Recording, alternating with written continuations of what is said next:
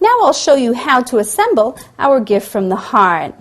We'll start by taking a piece of baking paper, and I want to cut some layers to put between the cookies so they won't stick together. And I'm going to cut that baking paper into the shape of hearts. I'm going to make 4 little hearts, and all these little details will show how much care and attention went into making this beautiful gift. So there's our baking paper, and just take the cookies and we'll layer them between the cookies. This will keep it from sticking together, and it adds just that nice little touch.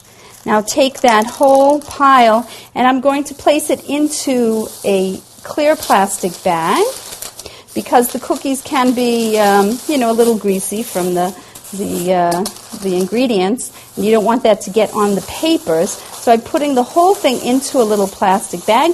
You can also use cellophane or plastic wrap, whatever you like. Okay, we'll tie that with a beautiful ribbon. I'll put a nice bow. And then I'm going to put on here a little card saying who this lovely gift is from. So make your bow nice and just shape that till it looks pretty. And then I have a nice little card that I cut from the same gold cardstock that we made our container from.